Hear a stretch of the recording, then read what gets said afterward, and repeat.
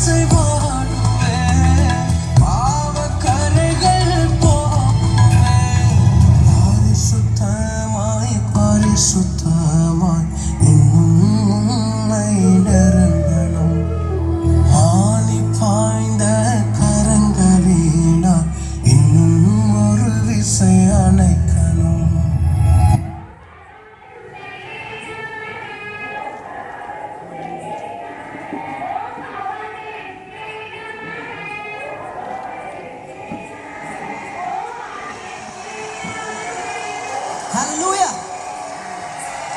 Hallelujah.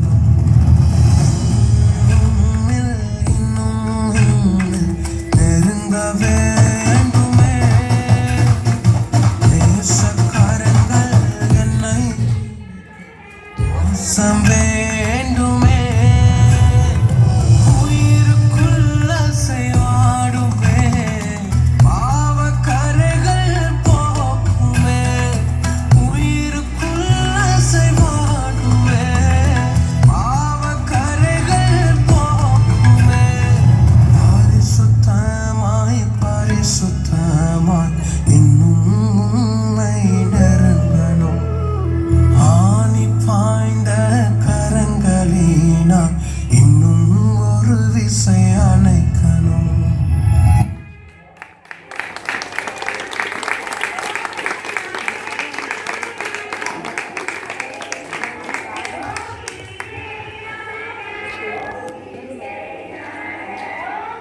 ஹalleluya. சத்தமாக சொல்லாம ஹalleluya. சரி, எல்லாரும் கவனிச்சிங்களா? புரிஞ்சுதா? என்ன புரிஞ்சுன்னு ஏதாவது சொல்லலாமா? ஆரம்பத்தில் யாராவது சொல்ல முடியுமா?